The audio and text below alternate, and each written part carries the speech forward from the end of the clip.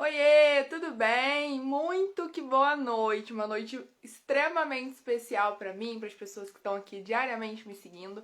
Hoje eu vou falar sobre esse livro, Virada Olímpica, e claro, com a autora, né? A Rebeca vai vir bater um papo com a gente. Já deixei minhas perguntinhas separadas aqui. Não poderia estar mais contente, né, em falar com ela, que eu admiro muito a carreira, né? Depois de ler o seu livro, né, passei a admirar ainda mais. E é claro que vai ser uma conversa muito enriquecedora. Ao longo do dia me dediquei também a ver outras entrevistas delas, a rever outras entrevistas que eu já havia visto, justamente para a gente fugir do óbvio, né? Para a gente ter um pouquinho mais da Rebeca aqui com a gente. Então acho que vai ser muito, muito, muito, muito bacana. Se você tá chegando por aqui por agora e não me conhece, eu sou a Jéssica Ponsardes, eu estudo publicidade lá no Rio e eu trabalho com marketing para o agronegócio, né? E então eu tô diariamente aqui no meu perfil falando sobre o meu empreendedorismo e sobre os livros que eu leio para me ajudar nessa jornada. A Rebeca já chegou por aqui, ela já tá entrando. Muito boa noite! Oi para todo mundo que tá chegando.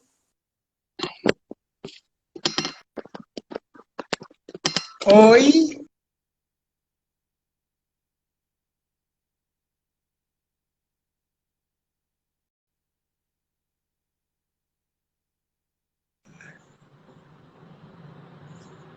eu não tô conseguindo te ouvir. Deixa eu olhar aqui.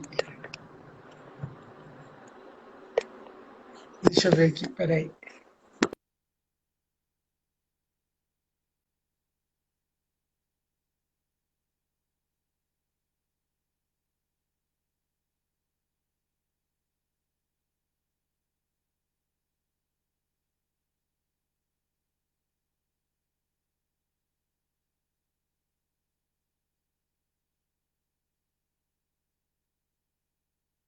Tá sem tá sem o áudio. Não tô conseguindo ouvir. Eu acho que é no seu.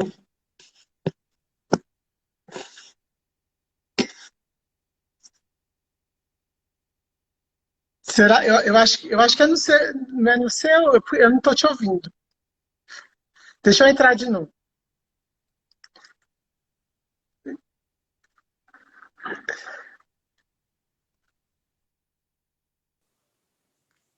Gente, tá sem o meu áudio ou sem o áudio dela? Respondam aqui só pra gente ter uma base.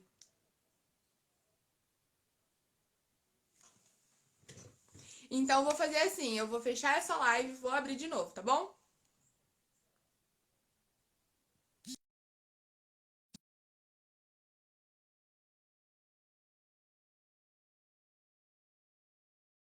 Voltou agora? Ah, então tá bom, já vou chamar a Rebeca aqui.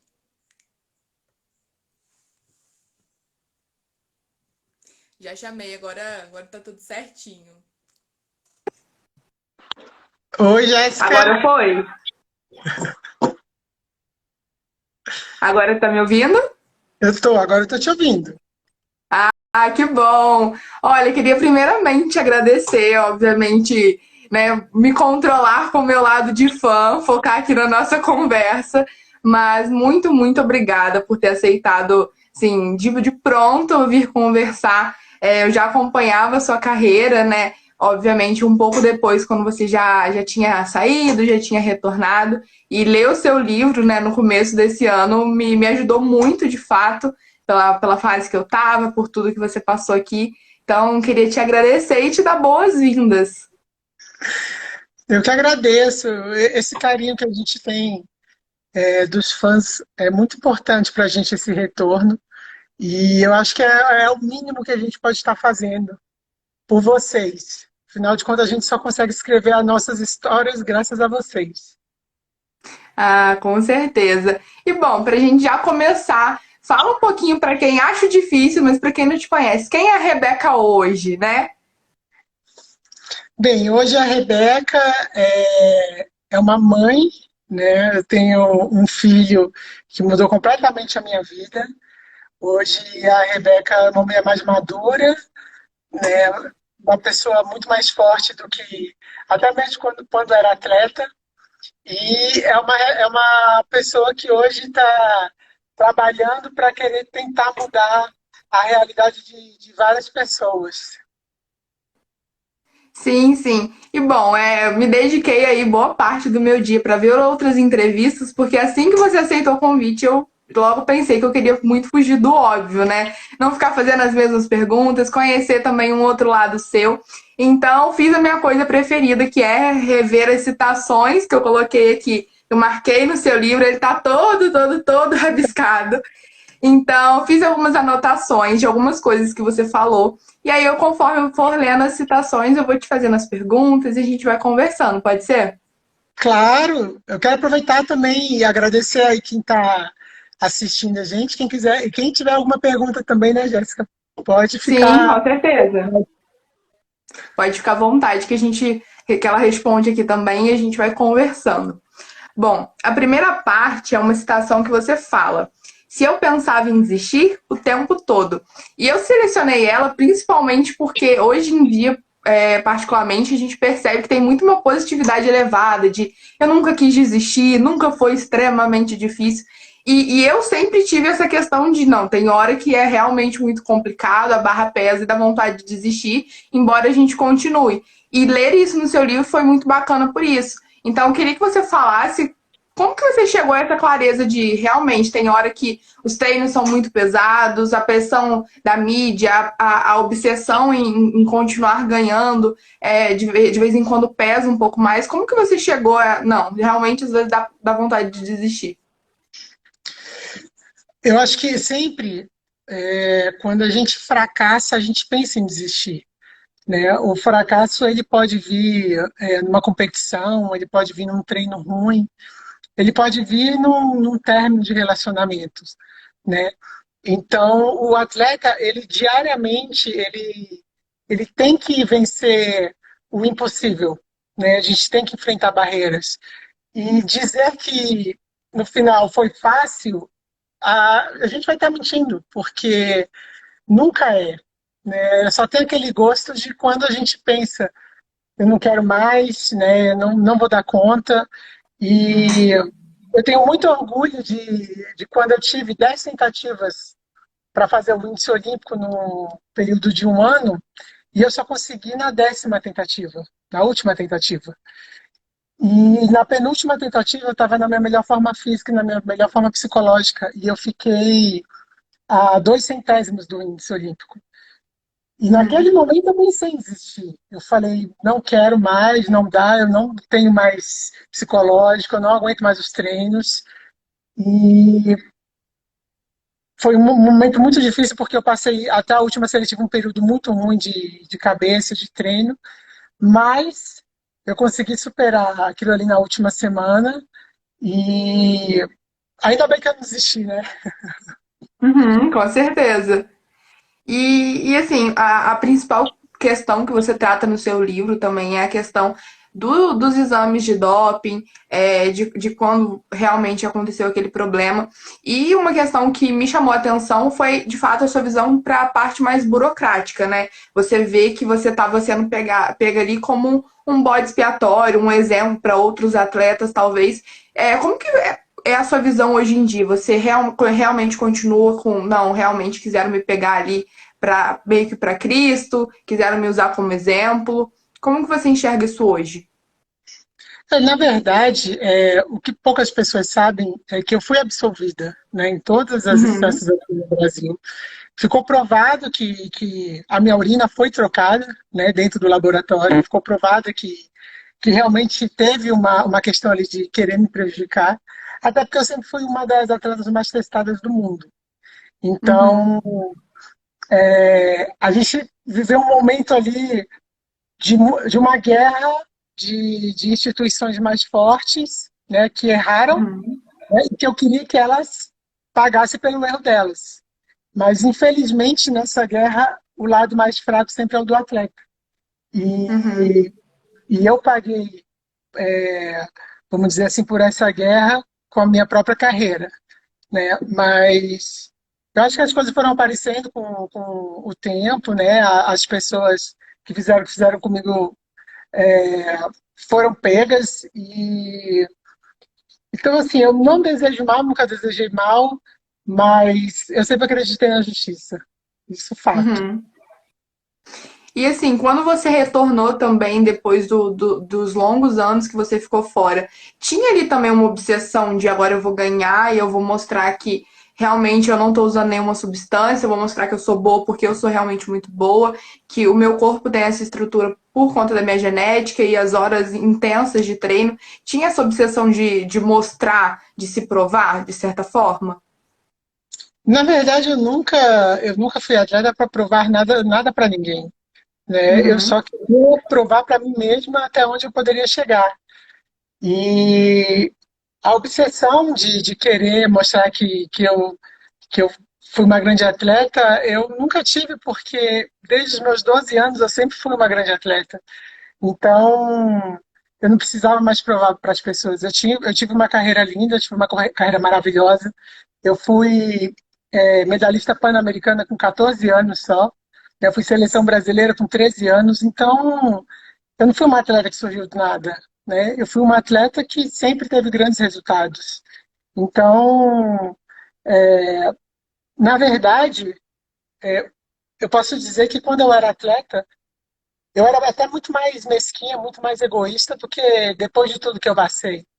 Porque uhum, você, você realmente começa a ter certeza de que você não precisa provar nada para as pessoas. Você precisa é, provar para si mesmo o que você quer e o que você quer alcançar. uhum. É, e o que me lembra de uma história que você mesmo colocou no livro de quando era super nova e acabou não ficando em primeiro lugar em uma competição e a competidora que ficou em primeiro te falou que você era melhor e que ela estaria feliz de estar no pódio justamente porque você estava ali junto com ela, né? Então já foi uma coisa que você veio trazendo, certo?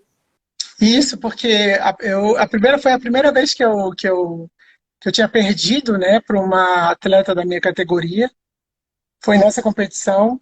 E eu lembro que quando eu saí da prova, eu saí com muita raiva. E, e ela, quando veio falar comigo, ela me desarmou completamente. Porque quando ela me abraçou, ela falou: Você não tem ideia como é grande a emoção de você ganhar de um ídolo. Né? Uhum, E ela falou assim: E foi graças a você que eu consegui esse resultado. Porque você mostrou que é possível.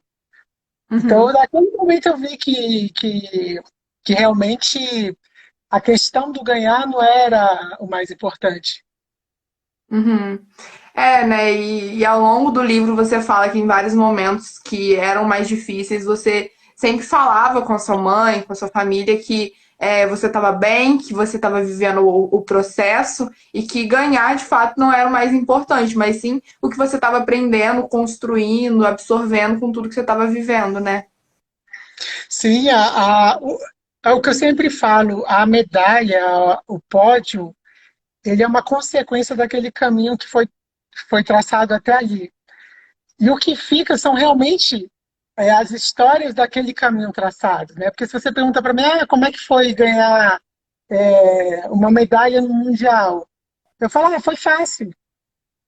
Uhum, Então, se você pergunta também como foi, olha, não foi fácil, foi uhum, difícil, foram muitas lágrimas, foram muitas brigas, foram muitos sacrifícios, né? Eu me lesionei, eu pensei em desistir, né? Eu pensei em sair de casa, eu pensava em voltar para casa, eu pensava em morar com os pais, não querer morar com os pais. Então, é tudo isso que passa na nossa cabeça.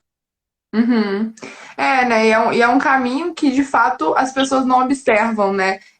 Dessa parte da vida do atleta. Você comenta, inclusive, no seu livro, que os momentos de glória, os momentos de subir ao pódio, de cair na piscina, as pessoas estão sempre vendo, né? Mas o dia a dia de treino, de acordar de madrugada, de renunciar às festas, de ter uma fase que todo mundo estava ali tendo seus namorados, por exemplo, e você estava de fato namorando com a natação. Então, até essa parte me chama muita atenção justamente pela dedicação que muitas das vezes a gente que está do lado de fora não percebe, né? A gente, obviamente, tem a noção de que são muitos treinos, de que é um empenho muito grande, mas a gente não sabe de toda essa renúncia, né? Sim, e é por isso que o atleta ele é considerado um super-herói, né? Porque quando a gente vê o filme do super-herói, a gente não vê aqueles. Qual que é o sacrifício que o super-herói tem? Ele chega lá e ele dá conta de salvar o mundo, né? Então parece Uhum, que quando você não vê o que realmente está por trás daquilo, você é um herói por você conseguir aquela ação, aquela conquista, né? Mas a grande verdade é que nós, atletas, não somos super-heróis. Nós somos tão humanos quanto qualquer outra pessoa. A gente tem sentimentos, a uhum. gente chora, a gente sente raiva. Mas o sacrifício realmente é muito grande. Né, eu começava o meu primeiro treinamento às 4h40 da manhã. Então, são coisas que as pessoas acham, chegou lá e ganhou uma medalha, é fácil. Não é nada fácil. Uhum. Sim, sim. Uma parte do seu livro, você fala: afastada das piscinas, primeiro por suspensão e depois por banimento, fui perecendo aos poucos, até que um dia acordei e já não era mais eu. E aí, a partir desse momento, acredito que você tenha começado de fato o processo de se reconstruir, de ressignificar quem você era, porque tinha de fato a visão de eu sou a Rebeca nadadora, eu represento o meu país. E de uma hora para outra, entre aspas, né? Até porque o processo foi longo, envolveu muitas viagens, como você mesmo relata.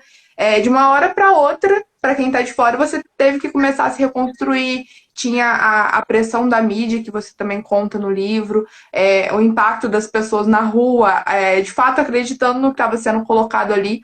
Então, como que foi esse processo de construir uma nova visão sobre você de fato, construir uma nova você, né? Foi realmente a parte mais difícil, porque a minha vida toda, até aquele momento, eu me lembrava como atleta, né? Então, eu não conseguia me imaginar e eu nem sabia se eu conseguiria fazer uma outra coisa fora do esporte. Então, era como se tivesse tirado de mim a minha alma, o meu coração e eu não conseguisse mais fazer nada, não conseguia mais viver, né? Uhum. Então, realmente, assim, essa questão da reconstrução foi a parte mais importante, porque foi onde eu percebi que eu podia ir muito mais longe do que aquilo, né? Aquilo, na verdade, era um sonho que um dia ele ia ter que acabar, né? Eu não queria que Uhum. tivesse acabado da forma que acabou, mas ele em algum momento ia ter que acabar.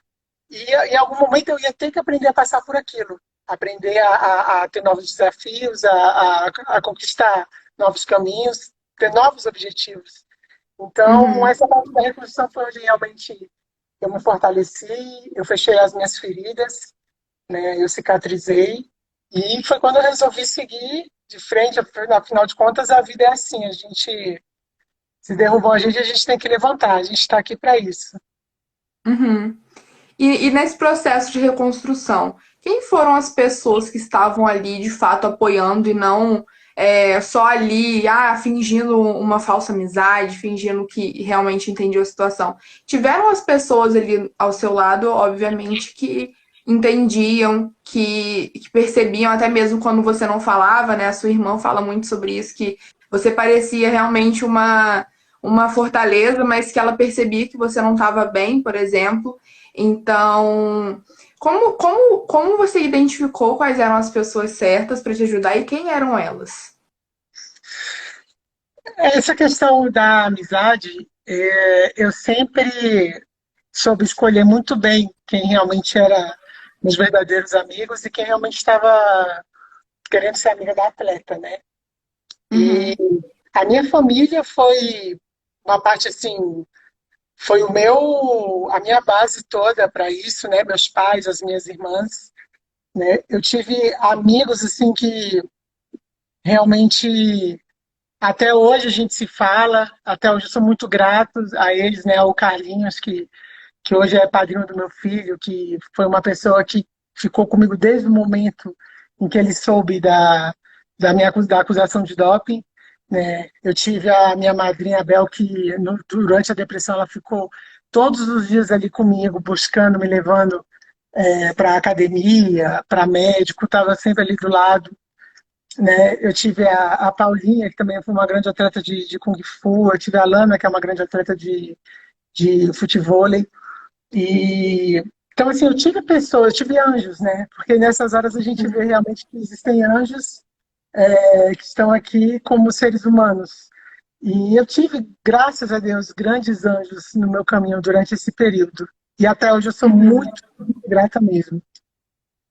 Sim, sim. E principalmente, né, porque também tiveram, teve a parte que você ganhou muito peso, que você perdeu muito peso, a parte da sua internação, você também comenta, tanto no livro quanto em várias entrevistas, quando você voltou, né, do coma pelo qual você passou.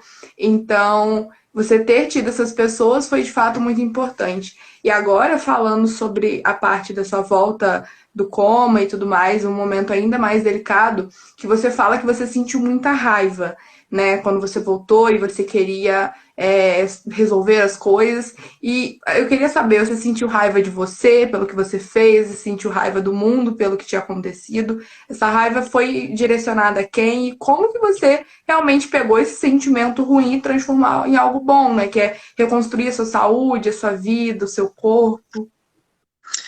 É porque a depressão, né, é uma doença que, infelizmente, as pessoas ainda têm um preconceito muito grande. Só quem vive, só quem passa por uma depressão, sabe que ela não é uma frescura, sabe que ela é um problema fisiológico como qualquer outra doença. Uhum, E a pior parte da depressão é quando você passa a não ter sentimento. Você não passa a não sentir amor, você passa a não sentir ódio, você passa a não sentir felicidade. Você sente uma dor física 24 horas, que você não sabe como acabar com aquela dor. Né? Por isso que muitas pessoas elas tentam suicídio, né? Assim como eu tentei, porque você não se sente viva. Você não consegue, você pode. Eu tinha na época o meu sobrinho, que era ali talvez a pessoa que mais me fazia feliz, e eu não conseguia mais sentir felicidade. uhum, Então, quando eu acordei, né, no hospital, que eu voltei a sentir pela primeira vez depois de meses a raiva, eu falei, eu tô viva, né? Porque depois de tanto tempo eu senti raiva pelo que eu tinha feito, eu senti raiva de mim, eu senti raiva de ter deixado as pessoas terem me tratado, terem feito o que fizeram comigo. Então foi uma mistura de tudo naquele momento. Mas eu uhum, transformei a minha raiva em algo bom. Eu peguei a minha uhum. raiva realmente para transformar para uma coisa boa que foi ajudar as pessoas, né? Foi ajudar principalmente as mulheres que passam por isso. Então, eu consegui pegar um sentimento ruim e transformar numa coisa boa. Uhum. E justamente você comentou até que você não sabia o que ia fazer, afinal você só, entre aspas, é claro, sabia ser atleta, sabia nadar e tá ali diariamente com aquela rotina. Como que você identificou ali, não, realmente eu vou entrar numa faculdade, eu vou me graduar nessa parte de educação física, eu vou seguir treinando. Você, em algum momento, sentiu que poderia não ser feliz naquilo? Porque a gente percebe, né, e eu digo eu, obviamente, por não estar como pessoa pública, que obviamente existe uma diferença muito grande, né, entre você estar o tempo todo ali na mídia, você estar o tempo todo aparecendo, falando, e de repente você começa a fazer o caminho inverso, né, a sair dessa mídia, a estar trabalhando em você mesma, buscando autoconhecimento. Em algum momento você teve esse medo de ter aquele choque, de sair daquele boom que era a sua vida, para ficar numa vida um pouco mais tranquila? Na verdade, não. Na verdade, essa questão da mídia, é, do mesmo jeito que a mídia te coloca no céu, ela te coloca no inferno, numa questão de segundos, né? Então, Uhum, claro que existem pessoas da mídia, jornalistas, que sempre me apoiaram, sempre sabiam, acreditavam na minha história, acreditavam em tudo que aconteceu, sabiam que tinha alguma coisa ali muito esquisita. E tinham aqueles também que faziam questão de contar mentiras, justamente porque a gente a gente não vou falar nem que é um país, mas infelizmente o ser humano ele vive da desgraça alheia, né? Então, assim, a Uhum, notícia ruim, ela vende, ela é muito mais vista do que uma notícia positiva, né? Então, uhum, eu não achei ruim sair da mídia. Pelo contrário, uhum, graças a Deus, porque eu ia ter um pouco de paz, né? Então, para mim, a parte mais difícil foi realmente me reencontrar em algum caminho, porque eu me vi atleta, né, competindo, e daqui a pouco eu estava em uma posição em que eu estava ajudando os atletas a competirem, né? Então, por muitas vezes, uhum, quando eu trabalhei aqui em Brasília na Secretaria de Esporte, que eu era responsável pelo alto rendimento, que eu uhum, ajudava a liberar as competições, as passagens para os atletas competirem. Eu me via numa uhum, realidade totalmente diferente da que eu vivia, né? Porque às vezes eu olhava e falava, poxa, queria tanto ir para essa competição, né? Mas uhum, hoje eu olho e falo, poxa, que posição boa que eu estava ali também, porque uhum. melhor do que você fazer é você fazer pelo próximo, fazer pelo outro, ajudar. Então, o que eu aprendi de mais valioso durante todo o meu caminho é que melhor do que eu ganhar é ajudar alguém a ganhar. Uhum. E indo justamente para essa parte de ganhar e perder, em uma parte do seu livro você fala assim: eu acabaria descobrindo que não havia nada de ruim em passar a aceitar algumas perdas, aliás, do que é mesmo perder. E aí eu, pelo menos, percebi que antes as suas perdas eram muito relacionadas às provas, às competições, às medalhas, e aí veio a questão do doping, e a sua perda passou a ser uma perda, acredito eu, ainda maior, né? Que é você ter sido banida das competições, e depois, de fato, você ter que construir uma nova vida, você de fato demonstrar realmente as pessoas ruins dessa vez venceram, não por muito tempo, mas venceram. Hoje em dia, esse conceito de perder para você já mudou novamente? Como que você enxerga essa questão? Hoje em dia eu acredito muito que se não deu certo é porque não ia valer a pena. E Uhum, se não deu certo, foi aprendizado, né? Então, hoje eu não vejo quando eu tenho algum tipo de perda como a pior coisa do mundo. Eu tento tirar sempre uma lição. Né? As pessoas que são próximas de mim, elas sempre brincam, elas falam assim, Rebeca, eu acho incrível que, por mais ruim que seja uma coisa, você tenta achar um lado bom dessa coisa ruim. uhum, Mas eu aprendi isso. Não tem por que a gente ficar. Claro que você fica triste, eu fico chateado, eu fico triste, eu fico com raiva, mas quando aquilo passa, eu tento realmente tirar um proveito daquele penso. Se não deu certo, é porque não ia valer a pena. E ponto, uhum. vida.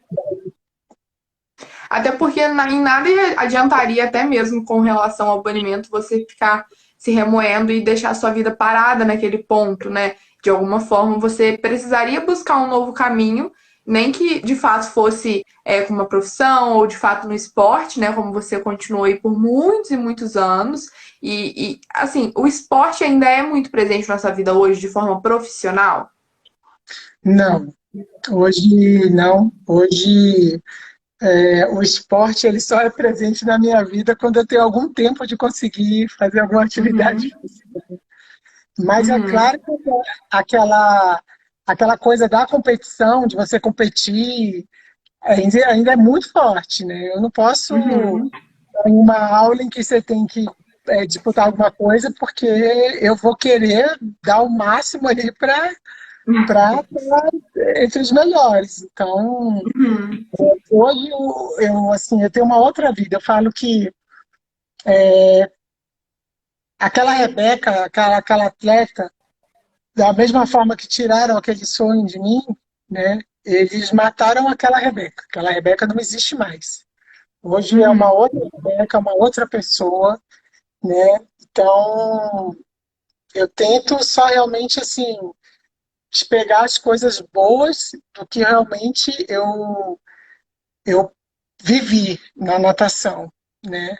As Uhum, coisas ruins eu tento tirar o aprendizado E hoje, quando eu vejo meu filho, né, eu não tenho como Uhum.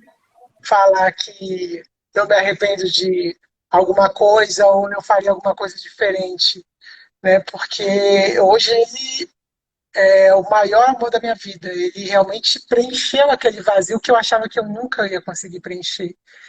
Então Uhum. eu não consigo, realmente hoje eu não sinto falta. Se você perguntar, você sente Uhum. falta? Não sinto. É, e é uma rotina muito diferente, né? Porque você imaginar que antes você tava aí, tipo, 4, 4:30 da manhã para treinar, você ficava o dia todo em função disso, né? A vida de um atleta é, de fato, o esporte, né? Não tem aquela coisa de, ai, meio período eu vou fazer uma coisa e depois eu vou me dedicar, era 100%, né? Então, hoje em dia, você ter, de fato, uma vida que você vai pro trabalho, você volta, você é mãe, você é amiga, você tem tempo para lazer, você tem tempo, você pode, né, estar nas redes sociais falando com as pessoas, é uma mudança muito grande, né? Você acha que essa mudança foi realmente gradual ou não? Acabou aqui, se acabou no domingo, segunda-feira já é outra vida. Na verdade, assim, nenhuma mudança ela é do dia para a noite, né? Nada Uhum, a gente não consegue transformar, principalmente uma coisa que você tem há anos, né? Ninguém consegue mudar isso. É um processo. E, uhum, e comigo não é diferente, não foi diferente. Para mim, ter um contato com as pessoas hoje, né, por onde eu passo, as pessoas reconhecem, tiram foto, falam: Poxa, como você faz falta no esporte, por que você não vai voltar?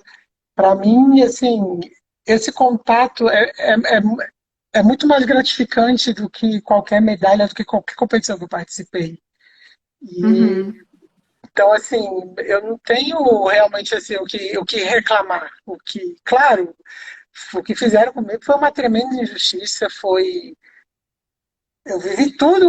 Hoje, quando você vê na mídia a questão que falam do preconceito, da discriminação, né,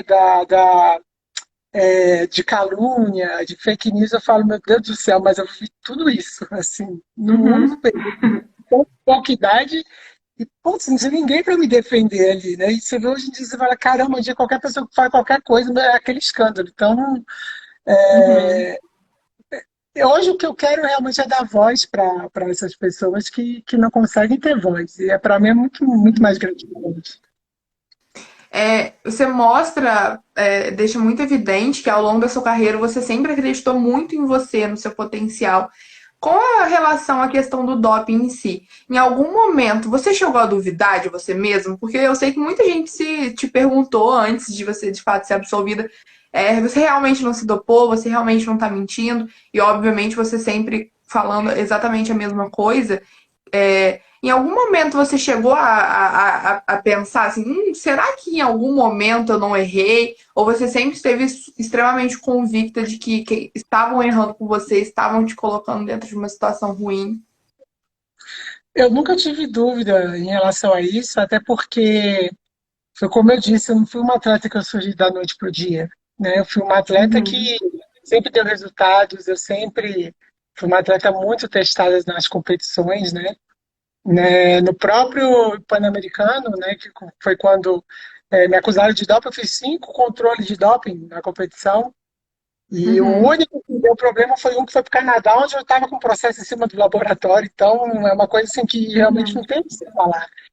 E então, assim, eu nunca duvidei, eu sempre sabia, eu sabia exatamente o que estava fazendo. uhum, Então, é uma pena que a gente não pode abrir assim a cabeça, né, botar numa tela assim, para as pessoas realmente ver o que está passando na sua cabeça, porque eu acho que a gente só enlouquecia na época por conta disso, porque eu falava, meu Deus do céu, vai ser a minha palavra contra dessas uhum, pessoas.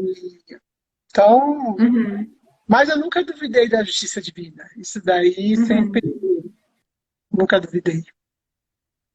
Você conta também que assim que o processo se tornou público, né, de fato você primeiro foi suspensa, depois banida, muitos colegas ali de profissão, vamos dizer assim, colegas de treino, logo se viraram contra você, né? E como que foi essa questão? Porque Você se viu em algum momento ali envolta em algum tipo de fofoca, ouvindo piadinhas de algum tipo? Porque eu imagino que vocês devam conviver aí boa parte do tempo, né? Boa parte do dia. Então, estar ali, continuar ir treinando e depois parar e ficar sempre tendo alguma questão ali. Como que foi essa parte para você e como que você viu ali, ah, não, essa pessoa realmente foi enganada pela mídia, ou essa pessoa que quis acreditar nisso, essa pessoa. Teve alguém que, de fato, auxiliou no processo contra você, no processo público contra você? Na verdade, a natação é um esporte individual, né? Uhum, Então, por ser um esporte individual, ele já é um esporte egoísta por si. Não tem como você falar que você vai torcer para uma pessoa sendo que você está disputando uma vaga com aquela pessoa, né? Porque você uhum, quer ir, você que vai, ou é você ou é outra pessoa, e você vai falar, "Ah, não vou, tá bom, vai você." Não é assim que funciona. uhum, Então, assim, por si só, o nadador já é egoísta nesse sentido. Claro que houveram pessoas que uhum, falaram, claro que houveram pessoas que julgaram, claro que houveram pessoas que se aproveitaram da situação, mas também são pessoas que lá na frente passaram por isso. Então, você querer dar de justiceiro às vezes, e eu sempre falava isso quando eu via que algum atleta era pego no doping, que eu via as pessoas ali comentando, falava, gente, não fica julgando, não fica falando, né? Porque vai que amanhã acontece com alguém, ninguém sabe que eu uhum, estou amanhã, então não fica. Eu nunca falei de ninguém, nunca, quando algum atleta era pego, eu nunca falei, ah, eu sabia, poxa, né? Porque a gente não sabe o que aquela pessoa está passando, a gente não sabe o que é verdade e o que é mentira, né? Então, uhum, eu realmente, assim, não me surpreendi quando fizeram isso comigo, né? Esses atletas, até porque muitos foram pegos no doping depois, então, uhum. É, né? Tem uma frase muito boa que fala que o campeão se surpreende. E eu acho que tanto para as coisas boas, as vitórias, chegar ao pódio de fato, quanto para as coisas ruins, né? De não se surpreender ao ouvir críticas, ao ouvir pessoas inventando coisas, porque a gente sabe que ninguém tá ali nos bastidores, né, da nossa vida, e atletas principalmente, ninguém tá ali de fato sentindo as dores que você sente, tendo as lesões que você tem. Então, acho que também não é uma surpresa que isso iria acontecer, né?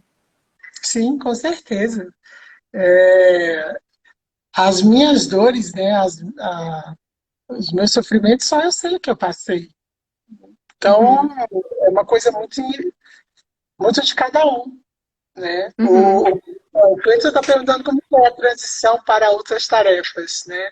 uhum, Foi difícil. É igual a transição de quando você aprende a dirigir um carro no automático e tem que dirigir um carro com marcha ali, né? Não é fácil, mas a gente tem que ser resiliente em todas as situações da vida, né? uhum, Então, hoje, não dá certo com isso, amanhã eu vou tentar isso. A gente sempre vai ter medo do novo. O que a gente nunca uhum, fez, que a gente nunca experimentou, vai gerar insegurança e medo. Mas uhum, o que vai diferenciar a gente das outras pessoas é isso, porque se a gente não fizer, outra pessoa vai fazer. uhum. É, né? E você comenta também no seu livro que não importe o quão preparado você esteja para uma competição, para o quão uma mulher, por exemplo, esteja se preparando para ser mãe, você comenta em algumas entrevistas também. Quando chega a hora, ninguém está muito pronto para receber a notícia, ninguém sabe muito bem como lidar, e toda aquela estrutura, embora, obviamente, a bagagem ajuda, na hora mesmo o baque é você e você, né? Sim, ninguém está pronto nunca para nada. Se você nunca passou por uma situação, por mais que você tenha se preparado, você só vai sentir como realmente ela é quando você viver aquela situação. Uhum, Então, eu posso me ter estudado o ano inteiro para aquela prova, mas no dia da prova, antes de começar, eu vou sentir aquele friozinho na barriga, aquele nervoso. O diferencial aí é justamente a questão do controle emocional que a gente tem que ter. sim, sim. E assim, outra questão muito importante que você falou no seu livro, e foi uma das coisas que mais me surpreendeu, porque eu nunca tinha pensado sobre o assunto, é a questão do abandono que os atletas, né, de alto rendimento sofrem depois que eles se aposentam, depois que eles saem. Como que é essa questão? Se você pudesse explicar um pouquinho mais, e até mesmo no seu caso, né, de ter saído até de uma forma um pouco ruim, né, eu diria, e as pessoas também não terem acompanhado o processo de você ser absolvida e tal. Essa questão de sair ali da mídia, parar de estar ali em evidência toda semana nos programas de esporte e começar a viver uma vida como uma pessoa comum, vamos dizer assim, como que é isso, né? Porque raramente a gente vê algum grande projeto em uma grande emissora, em alguma grande mídia, com ex-atletas, contando a história, mostrando como estão hoje em dia. É algo realmente muito raro. Como que funciona no dia a dia? Na verdade, é porque o atleta ele não sabe a hora de parar, né? Se a gente parasse no nosso ápice, a gente sempre vai estar em evidência, a gente vai estar sempre em destaque, porque as pessoas sempre vão se perguntar: poxa, se fulano tivesse aqui, será que a gente não teria ganho? Será que a seleção não tinha ganho? Uhum, Será que não tinha ganho? Né? Mas também ninguém é que quer parar no ápice, né? Porque quando você chega, você não sabe que ali é o seu limite. E o atleta geralmente ele para quando ele já está em decadência, né? Quando ele já atingiu o ápice e quando ele está realmente descendo ali, onde o corpo não responde mais, ou ele já não tem mais aquela condição psicológica ou física para ir mais para frente. Só que aí, nesse momento era o momento onde que o atleta ele tinha que ser colocado no colo, né? Seria quando o atleta mais precisava das pessoas. E a grande verdade é que é o momento onde ele parece que foi esquecido tudo que ele já fez. Né? uhum, E realmente é um abandono fora do normal. Eu falo até que é completamente desumano a forma que esses atletas são esquecidos, são deixados de lado. Muitos às vezes param porque se lesionaram, né, e ficam ali de uhum, escanteio. E o atleta, você ser atleta é uma profissão só, mesmo assim, porque as pessoas acreditam, mas são pouquíssimos os esportes que têm uma carteira assinada. É o futebol, o vôlei. Quando eu parei, alguns poucos nadadores, alguns clubes estavam começando a introduzir, mas na grande maioria, nenhum atleta desse tem isso. Então, o atleta, quando ele para de trabalhar, ele tem que começar a trabalhar. Né? Então, ele fica uhum, completamente desamparado com isso. E não é questão de, se é atleta, vai formar educação física, vai dar aula, vai ser comentarista. Não é assim que funciona. Né? Tinha que ter uhum, realmente assim, todo um acolhimento para esses atletas. Né? Poxa, uhum, afinal de contas, o que a gente já fez pelo país, né, é 1% da população mundial que faz. Então, os atletas tinham que ter realmente um outro respeito pela. Eu falo pelas pessoas, porque os fãs, eles são fãs do início ao fim. Né? Eu uhum. digo a própria mídia, os próprios dirigentes, né, as próprias confederações, o próprio comitê, ele tinha que sim que colocar esses atletas no colo. Uhum. E como fica a parte emocional? Como foi para você e também para atletas perto de você?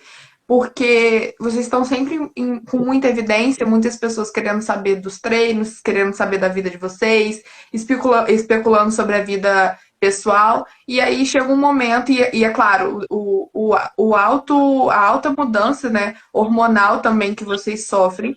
E aí chega um momento que simplesmente a coisa parece que estabiliza e começa a ser uma vida mais comum.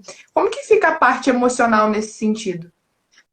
No meu caso, foi igual eu falei, eu nunca fui uma pessoa que queria aquele negócio de atenção de mídia, né, aquela coisa toda. Então, para mim, foi Uhum. assim, foi maravilhoso. Eu sou uma pessoa Aham. assim, eu realmente não tenho que reclamar. Né? Porque quando eu vejo algumas Uhum. pessoas falando assim, eu queria, o que eu mais queria era ser famoso e tal. Eu falei, meu Deus do céu, o que essa pessoa está falando? Não tem noção do que está falando. E eu sempre, assim, eu sempre tive muita mídia, desde pequena, né? Desde de muito novinha. Então, E depois que eu fui exposta do jeito que eu fui, o que eu mais desejava realmente era não ver, ver Uhum. mídia, né, na minha frente. Então, para Uhum. mim, assim, eu não tive. Tem gente que realmente fica sentido, né, com essa questão psicológica, não tem, mas eu não tive. Uhum. Né? Eu só responder a pergunta que o Cleiton fez em relação ao futebol, como foi a Uhum. experiência para mim? Foi uma experiência maravilhosa, porque eu fiz uma transição de um esporte individual para um esporte coletivo. Né? Então, eu tive que aprender a trabalhar em equipe. Né? E, assim, nos primeiros momentos eu ficava com raiva, porque quando depende só de você, para você ganhar, é ótimo, né? Mas quando você está no seu melhor dia e essas companheiras não estão, você perde, você fica muito Uhum. frustrado. Mas o futebol feminino foi uma lição de vida para mim, porque mostrou uma realidade que eu não conhecia das meninas do futebol, né? São Uhum. meninas muito guerreiras, são meninas muito talentosas, que sofrem, talvez seja um dos esportes que mais sofre aqui no Brasil, em termos de desigualdade salarial, em termos de preconceito, falta de estrutura e de patrocínio. Uhum. Mas essas meninas são uma lição de vida para qualquer pessoa. E eu aprendi realmente muito com elas. O O Breno Brenner perguntou fala tudo, né? também isso sobre a Fazenda, que eu também ia perguntar. Como foi assim aceitar o convite em 2015, se não me falha a memória, participar, sair? Como que foi esse processo também? A Fazenda. Eu acho que as pessoas puderam, agora nessa época de pandemia, né, que tiveram que ficar em casa, viver, vamos dizer Uhum. assim, 0,0001% do que você está em confinamento. É muito Uhum. difícil você estar em confinamento porque você está com pessoas que são características completamente diferentes, né? São pessoas que têm hábitos que de repente você não se dá bem. E o mais difícil é que, por você não ter notícias de fora, isso acaba realmente mexendo com a sua cabeça. Né? Então, por exemplo, Uhum. nos dias em que eu estava ruim, em que eu chorava bastante, eu ficava me perguntando, eu falei, meu Deus do céu, não é possível que a minha família está me vendo assim, que meu namorado está me Uhum. vendo assim, eles não vão fazer nada. E você sabia que eles não podiam fazer nada, mas o psicológico ele é tão cruel com Uhum. a gente que ele fala, poxa, será que eles não me amam mais? Será que eu fiz alguma coisa? Então isso começa a te torturar e a te deixar realmente muito maluco. Né? Por isso que a gente, Uhum. quando vai para um reality show, a gente tem um trabalho com psicólogo antes, né? E a gente tem Uhum. um trabalho depois também, porque você realmente passa a ter umas noias assim, que elas realmente não existem. Né? Uhum. Eu cheguei numa situação ali na Fazenda que eu realmente pedi para. Eu não pedi para sair do programa, eu pedi para os meus colegas me colocarem, né, na roça, porque eu não tinha mais estrutura psicológica para estar ali dentro. E como Uhum. tudo tem um porquê, né, quando eu falo que quando é, não deu certo é porque não ia valer a pena, né? Eu só tenho a agradecer por ter saído naquela época, porque assim que eu saí, eu engravidei dos Zeus. Então, se não fosse aquela Aham. época, eu não teria sido nunca. E já tocando também nesse ponto da maternidade, né? Que para você era e é um grande sonho, né? Mas veio um momento ali que você estava saindo do programa, toda a exposição que você tinha, você voltou a ter, né? Como que foi esse processo também de se descobrir mãe, de encarar novas atividades?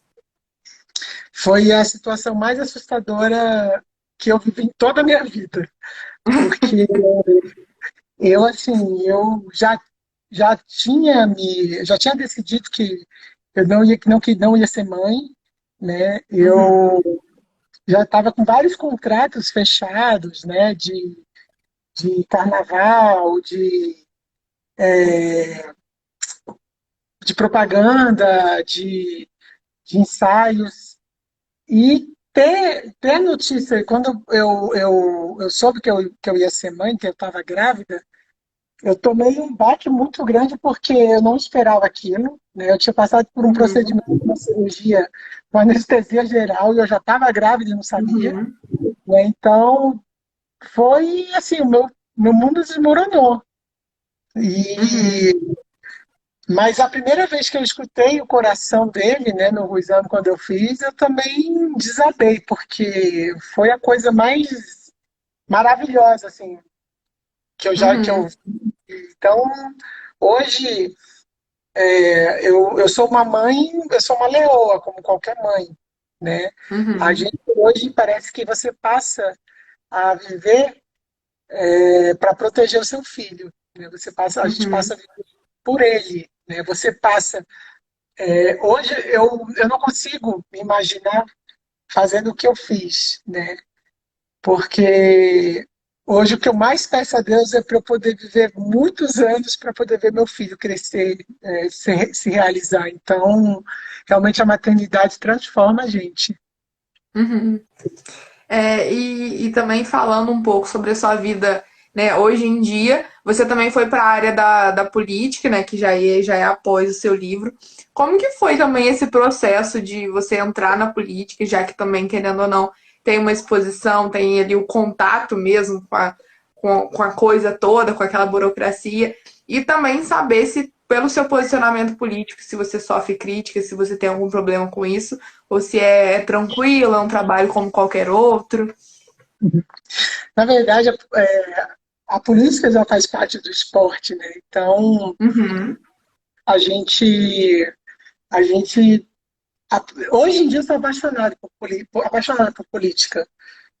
Você fazer um trabalho em que você está ali para ajudar a melhorar o seu estado, a vida das pessoas do seu país, realmente é tão gratificante quanto você representar o seu país.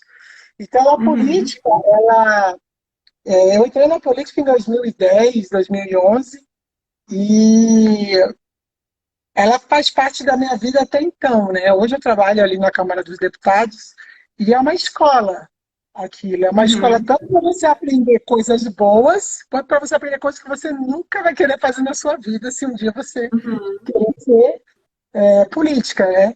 Mas quando eu entrei na Câmara era engraçado, porque as pessoas me falavam, ué, Rebeca, o que você está fazendo aqui? Aí eu, estou trabalhando aqui.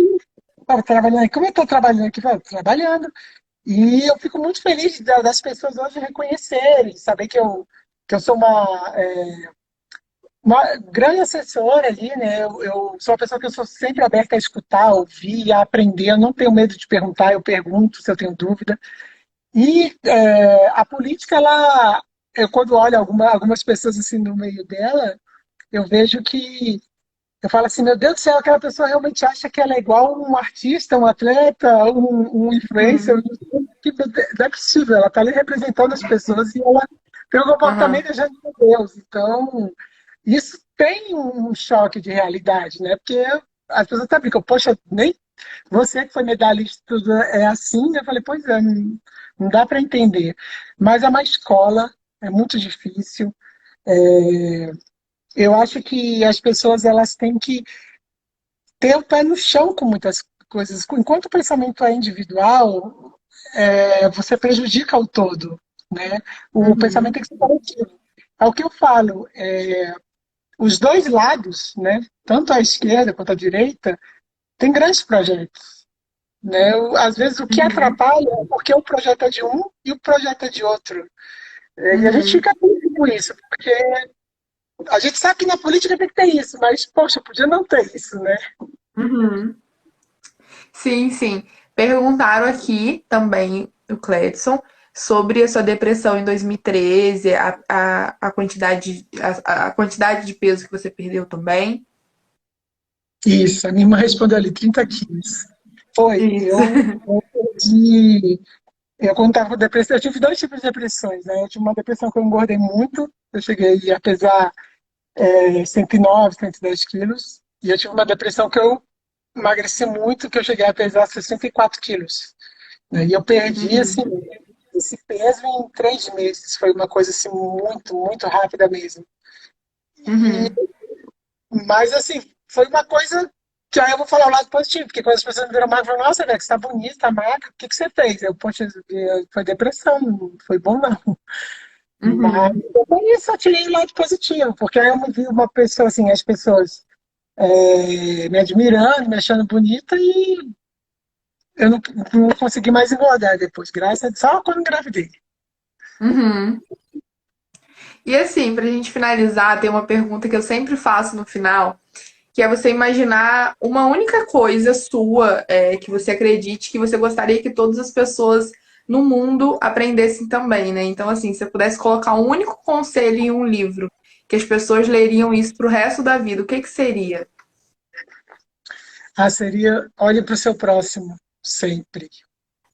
É o mais Uhum. importante. E um último conselho para os atletas que estão aí. O que, que você tem a dizer, não só com relação a esse tipo de situação pelo qual você passou, mas um conselho para um atleta em si, assim, o que, que ele tem que ter em mente para não cair ou para não deixar subir a cabeça? Nunca desistam dos seus sonhos, nunca deixem ninguém dizer até onde vocês podem chegar ou onde vocês não podem chegar. Quem define, Uhum, a gente tem aquela frase que fala que quem tem limite é município. A gente não tem uhum, limite. Então não desistam nunca. Pode ser seus pais, pode ser seu treinador, pode ser seus amigos, pode ser seus colegas. Se vocês acreditarem em vocês, vai até o fim. Porque a sensação mais gostosa é quando você está lá no pódio e você lembra dessas pessoas, porque elas, na verdade, têm que ser um incentivo para vocês. uhum, Vai ter dia que vocês vão querer desistir, vai ter dia que você vai achar que você não presta para aquilo e que você não tem talento nenhum. Mas uhum. isso vai ser só um dia. Os outros 6 dias, você pode ter certeza que você só está ali porque você tem que estar ali porque você é melhor naquilo. E ponto. Muito, muito, muito bom. Queria já te agradecer por ter topado, por vir aqui, por toda a simpatia, por responder a todas as perguntas, por ser sempre tão atenciosa. Muito, muito obrigada mesmo. E as portas estão sempre abertas, é claro.